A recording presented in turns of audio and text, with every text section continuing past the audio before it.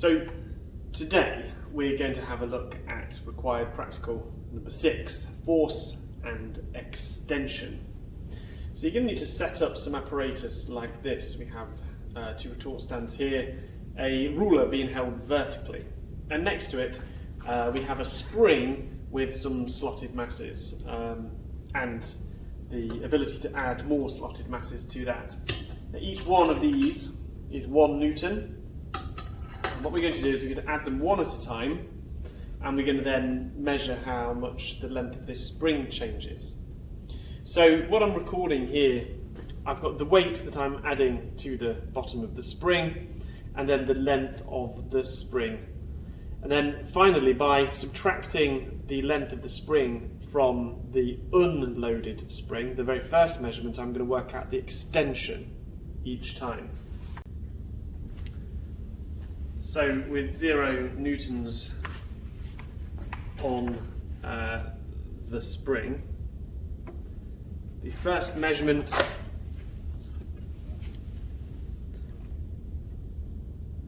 is 2.2 centimetres. 2.2 centimetres with 0 extension. Now I'm going to place the first Newton. So this is now 1 Newton, and the total length of the spring is now 6 centimetres, 6.0. Now we're going to add 2 newtons.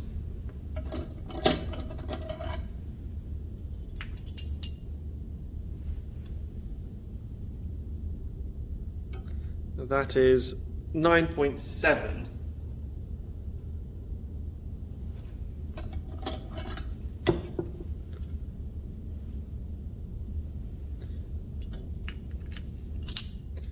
So 3 newtons. You have to steady it to stop it from bouncing.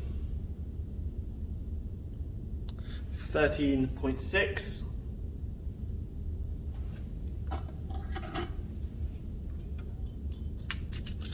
4 newtons, 17.4,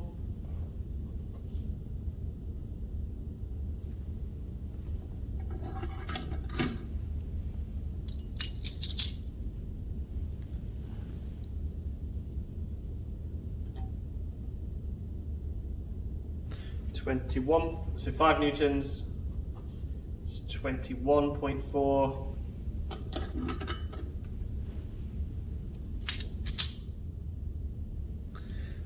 6 newtons is about 25.0, and then final measurement, which is almost off the bottom of my scale, it's 28.5, so 7 newtons, 28.5.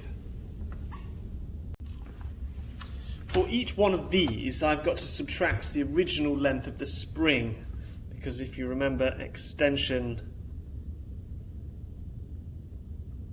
is equal to the new length of the spring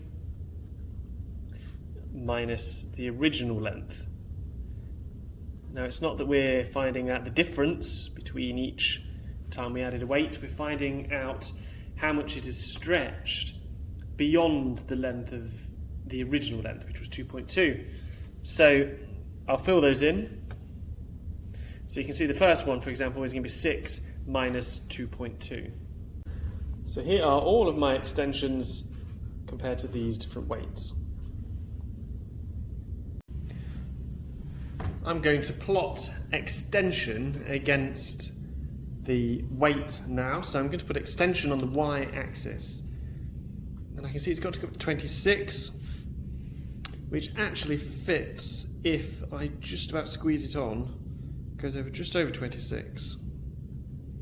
So I can see that I can do this full length and it gets to 26. So 0, 1, 2, 3, 4, 5, 6, 7, 8, 9, 10, 11, 12, 13, 14, 15, 16, 17, 18, 19, 20, 21, 22, 23, 24, 25, 26, 27, and this is the extension in centimeters. Now we need to do 7, need to go up to 7, and we can do that. It's always best to draw the graph as large as you can in 2 centimeters per 1 Newton. 3, 4, 5, 6, 7, 0, 1, 2, 3, 4, 5, 6, 7. So this is the weight in newtons. There we go, so here's my axes.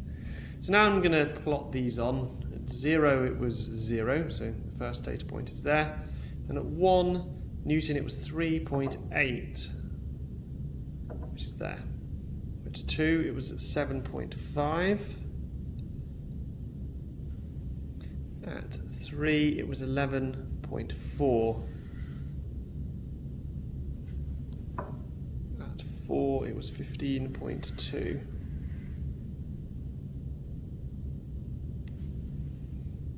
At 5 it was 19.2. At 6 it was 22.8.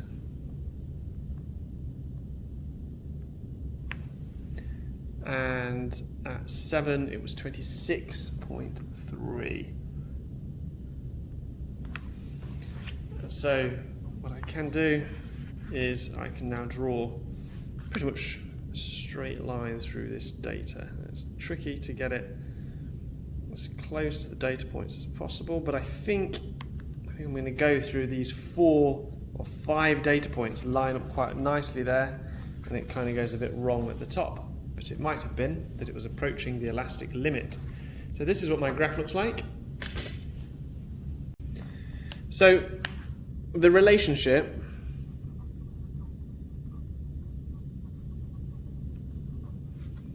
between the weight and the extension is directly proportional.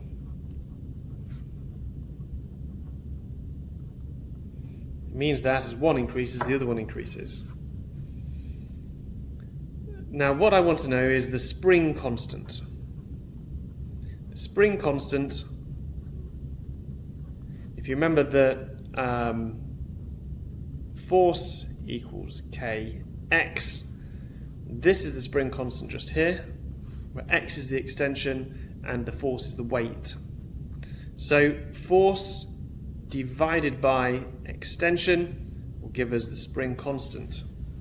And because of the way this graph has been plotted, the gradient of this graph would be x over f rather than f over x. So what we must do is we must work out the gradient and then do 1 divided by that. So 1 divided by the gradient is equal to f over x, because here it's x over f would be the gradient, so 1 divided by that would be f over x, which would give us the spring constant. So the gradient, let's draw a great big gradient triangle onto this. In fact, we can probably just read off, if we do it all the way over here, then we know it is 0 there and 25.1 there, and that is 6.5 there. So the gradient of this graph is 25.1 23.1 divided by 6.5, and 25.1 divided by 6.5 is equal to 3.86. So 1 divided by the gradient is 1 divided by 3.86 is 0.26. So what are the units? Newtons per centimetre. Newtons per centimetre. So every centimetre of extension requires about 1/4 Newton of force, which seems to make sense. One final thing that we can work out is the elastic potential energy, which is equal to 1/2 times the spring constant times the extension squared. So I'm going to write it in just so that we don't get confused between the x and the multiply, the extension squared. So this point up here, let's just say I want to know how much energy was stored in at this point up here. The extension is 25.1. So here it would be 0.5 times 0.26, the value of k, times by 25.1. Now the extension here, this is going to give us an interesting problem, because if we put centimetres into here, it's not going to give us joules out. What we must do is we must do some conversions into metres first. So before I even proceed, I need to work out what this is in metres. So if it's 0.26 metres per centimetre, 0.26 newtons per centimetre, 0.26 times 100 means it's going to be 26 newtons per metre. And the extension of 25.1 is not 25.1 metres, but 0.251 metres squared. So let's get that right. 0.5 times 26 times this. Now this should give us our result in joules. 0.5 times 26 times 0.251 squared is 0.82 joules. Now one final thing, if we were to hang an object of known weight, then we should be able to predict the amount of extension that it produces. So I'm going to go find an object, I'm going to weigh it, and then we're going to see what extension it produces when we hang it on this spring. So I have this, and I can see that the bottom is 50, and so that's 100, 150, 170. So this being 170 is 1.7 newtons. If I was to put 1.7 newtons on here, well, that was 5, that was 6, it was 7 there. 1.7 newtons for this object should produce an extension of just less than 6.5. 6.4. So 6.4 added onto the original length of the spring means we should see a spring that's 8.6 centimetres long. Let's go test it.